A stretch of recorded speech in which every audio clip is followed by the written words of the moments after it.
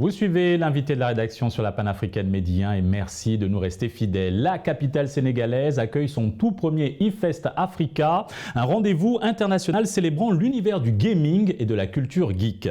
Cette initiative inédite promet de mettre en lumière l'e-sport africain tout en valorisant les industries créatives grâce à un programme varié, mêlant expériences interactives, échanges inspirants et expositions originales. Et pour en savoir davantage sur cette toute première édition, nous sommes avec Monsieur Baba Dioum, promoteur du eFest Africa. Vous êtes également le fondateur de Sen Games et de Solo eSport, deux structures phares dédiées au développement de l'e-sport. Merci d'avoir accepté notre invitation. Merci Alexis, c'est toujours un plaisir de revenir sur ce plateau pour parler e-sport, gaming et tout ce qui nous passionne. Monsieur Dioum, ce festival, vous en rêviez depuis longtemps, après plus de 15 ans d'exploits remarquables dans le domaine de l'e-sport, aussi bien au niveau continental qu'international. Comment abordez-vous cette toute première édition? Alors je dirais qu'on l'aborde avec beaucoup de sérénité. D'autant plus qu'on a eu à avoir une première expérience en 2019 où on avait co-organisé un festival à la Place du Souvenir. Et aujourd'hui, on a beaucoup appris de cette expérience-là et on est vraiment prêt à offrir vraiment une belle plateforme à tous les passionnés de jeux vidéo, tous les passionnés de manga, d'otaku, etc. pour qu'ils puissent venir au musée Théodore Monod, donc IFA, en face de l'Assemblée nationale. À très bientôt. En tant que promoteur du sport électronique, quelle surprise avez-vous prévue pour les gamers professionnels, mais aussi amateurs? Côté surprise, je pense qu'on va mettre en place un tournoi et aujourd'hui ce sera un très grand tournoi, ce sera probablement le plus grand tournoi e-sport organisé au Sénégal avec près de 18 titres de jeu qui seront au menu avec des cash prizes qui seront distribués bien entendu et il y aura du football, il y aura du basket, il y aura également du jeu mobile aussi qui est quelque chose de très prisé aujourd'hui au Sénégal. Donc je pense que les passionnés de jeux, les joueurs e-sport et les passionnés de jeux vidéo seront contents. Dites-nous pourquoi les cash prizes occupent-ils une place centrale dans ce type de compétition? Est-ce une manière de reconnaître et de valoriser le talent des gamers? Effectivement, c'est une manière de reconnaître le talent des gamers, d'autant plus que les cash prizes aujourd'hui, on peut considérer que l'e-sport est comme un sport de manière générale. Donc, il y a toujours cette partie structuration, organisation et à la fin, un trophée ou sinon un cash prize. Donc, les cash prizes aujourd'hui, c'est très connu dans le monde de l'e-sport et on sera très heureux de pouvoir partager une belle somme à tous les joueurs et tous ceux qui vont venir compétir. Des panels sont également au programme. Quel aspect des industries créatives et du gaming souhaitez-vous mettre en lumière lors de ces échanges? La thématique générale sera axée autour du jeu vidéo et de l'e-sport de manière générale. Nous allons aborder tous les sujets e-sport, d'autant plus tous les sujets e-sport, à savoir le développement de l'e-sport en Afrique, mais également des sujets jeux vidéo concernant la création de jeux vidéo en Afrique. Il y a beaucoup de jeux africains qui sont créés. Au Sénégal, on peut dire qu'il y a même des initiatives. Il y a un incubateur tech qui accompagne des startups qui développent des jeux vidéo. Donc, ils seront à cœur de venir pour l'événement et pour parler en tout cas de leurs solutions. Et on abordera également le jeu vidéo féminin, donc les filles, les femmes qui jouent aux jeux vidéo. Et pour finir, on va également aborder l'IA en mettant en relation l'IA et le jeu vidéo. Voilà, quand est-ce que ça a débuté et où nous en sommes.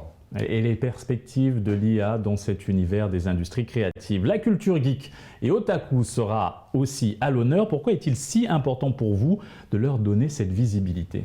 Aujourd'hui, on ne peut pas détacher la culture geek otaku des gamers ou de l'e-sport de manière générale parce que ça va de pair. Aujourd'hui, on peut même noter qu'il y a beaucoup de jeux très populaires qui sont basés dans le monde des mangas et tout ce qui est otaku. Donc en l'occurrence, des jeux comme Naruto Ultimate Storm, des jeux comme Dragon Ball Sparking Zero, etc. Donc il faut impérativement, à chaque fois que nous allons lancer des initiatives telles qu'un festival, il faudrait toujours faire une association entre le monde des geeks otaku et également le monde des gamers pour créer une meilleure synergie. À qui s'adresse concrètement cet événement et quel impact espérez-vous qu'il y aura sur la promotion du gaming africain et des industries créatives du continent? On espère pouvoir inspirer d'autres pays à également lancer leurs propres initiatives, leurs propres événements. Et sachant que nous, on s'est beaucoup, on va dire, basé des événements qui ont été organisés dans différents pays. On peut citer le FEJA en Côte d'Ivoire, on peut citer le Gema X au Nigeria, on peut citer Ghana Games Week au Ghana, Accra bien entendu. Il y a également le festival Planet A que vous connaissez déjà. Donc aujourd'hui au Sénégal, c'est important pour nous de mettre en place ce festival-là pour un peu beaucoup plus promouvoir l'e-sport, le gaming et la culture geek et otaku. Donc on espère vraiment que cette cible, la cible qui va qui sera target, qui sera visé, ce sera une cible de passionnés, donc de gaming, d'otaku et tout ce qui est culture geek. Et on espère qu'ils vont venir nombreux pour embellir l'événement. Comment ce festival contribue-t-il également à encourager l'entrepreneuriat dans les secteurs que vous mettez en avant ? Ce qui va être intéressant, c'est que lors des panels, il va y avoir une discussion autour de la formation professionnelle et tout ce qui est insertion. Et il y aura également des experts qui sont issus d'entreprises qui vont venir partager leur passion, partager leur histoire et montrer comment on peut créer des ponts entre les geeks, les passionnés de jeux vidéo et également le monde de l'entreprise. Parce qu'on parle beaucoup de jeux vidéo, de jouets, etc. Mais ce qui est le plus important, c'est que le jeu vidéo est une industrie avec des fonctionnaires, avec des personnes qui travaillent dessus, qui sont experts dans beaucoup de domaines, que ce soit le développement, que ce soit la logistique, que ce soit la communication et beaucoup d'autres domaines, etc. Donc ce sera important de créer des ponts, créer des synergies pour vraiment aider les jeunes à s'inspirer, à même vouloir entreprendre dans ce domaine-là. Monsieur Djoum, vous êtes à la tête de Sen Games et de Solo eSport, deux structures dédiées à l'e-sport et reconnues parmi les meilleures du continent grâce à vos nombreux titres continentaux et internationaux.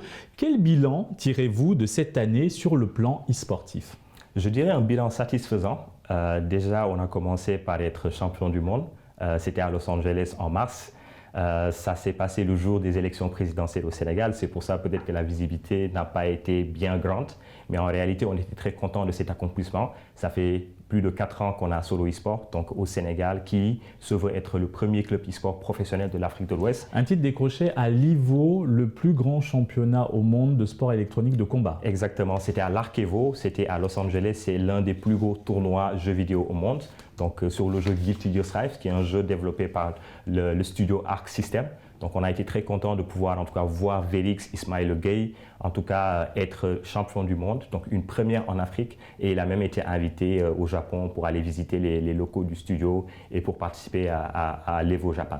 Vous avez également représenté le Sénégal au Maroc cette année lors d'un tournoi e-sportif. Comment s'est déroulée cette compétition ? Ça s'est très bien déroulé. J'en profite pour remercier la Fédération royale marocaine pour l'accueil. Ils ont été très courtois, très sympas, ils nous ont bien accueillis. Franchement, les joueurs étaient dans des très bonnes conditions. Et en termes de résultats, malheureusement, on n'a pas pu se qualifier, en tout cas pour la Coupe du Monde, parce que les spots étaient restreints. De base, il y avait 4 spots, mais finalement, on l'avait restreint jusqu'à 2 spots. Et c'était très compétitif parce que c'était sur des jeux comme Mobile Legends, comme PUBG, donc des jeux mobiles de manière générale, ou qui sont souvent dominés par le nord de l'Afrique. Et donc, les joueurs ont bien représenté le Sénégal, ont bien défendu nos couleurs nationales. Et on a été content, en tout cas, des performances qui ont été réalisées. Il manquait de l'expérience, certes, parce que c'était leur première fois. Pratiquement, mais on est plutôt content du résultat et on pense que l'année prochaine on fera mieux. Dans ce périple cette année, il y avait également l'Arabie Saoudite. Vous participiez à un sommet dédié à l'e-sport. Quel était l'objectif de cette rencontre et quel enseignement avez-vous tiré ? C'était une assemblée générale organisée par ISF, qui est la Fédération internationale d'e-sport, dont Sen Games est membre depuis 2021. Donc, nous faisons partie du top 6 des pays africains qui ont adhéré en tout cas à cette fédération internationale. L'objectif de cette assemblée, c'était de poser les bases de la fédération, de revenir un peu sur le bilan annuel, mais surtout pour l'Arabie Saoudite de pouvoir nous présenter leurs différents projets e-sport. Entre autres, il y avait l'e-Sports World Cup, qui est une Coupe du Monde e-sport essentiellement composée de clubs mondiaux, en tout cas qui participent à cette compétition, avec 60 millions de dollars de cash prize qui sont distribués en termes de compétition, etc. Il y avait également le projet e-sport Olympic Games. Il faut savoir qu'aujourd'hui, l'e-sport a rejoint les Jeux Olympiques, c'est officiel, et que l'année prochaine, l'Arabie Saoudite va héberger la toute première édition. Ce sera en hiver 2025, et c'était important pour l'Arabie Saoudite de pouvoir présenter ça face à tous les leaders, en tout cas des différents pays qui étaient venus participer à l'Assemblée. Avant de conclure cet entretien, revenons au eFest Africa, ce festival que vous organisez. Quelles autres expériences uniques souhaitez-vous offrir aux festivaliers pour clôturer cette année en beauté ? Alors, ce qui est important, c'est de comprendre que le festival, il est vaste, il a un programme très riche. C'est différent des tournois qu'on a l'habitude d'organiser sur un seul jeu ou 2 jeux. C'est un festival sur 2 jours. Et le premier jour, il y aura un programme vaste avec des panels qui seront proposés, des expositions pour revenir un peu sur l'histoire du gaming et de l'e-sport au Sénégal. Il va y avoir toute une palette, en tout cas, d'activités otaku, manga, entre du karaoké, entre du cosplay, donc un concours de cosplay avec un cash prize, etc., avec voilà, des concours de dessin qui vont être mis en avant. Il va y avoir également ce qu'on appelle la partie free play, donc là où le jeu est libre. Tout le monde peut venir acheter son ticket, rentrer et jouer, à toucher aux dernières consoles, tester la réalité virtuelle, etc. Et le deuxième jour, en fait, il va y avoir forcément une animation, un concert et des grandes finales sur le grand stage. Et ça va être vraiment incroyable. Et on promet vraiment une belle aventure, une belle expérience à tous ceux qui vont venir. Merci, Monsieur Dioum, pour cet éclairage. Merci beaucoup. Et c'est ainsi que s'achève cette émission. Bonne suite des programmes sur Média.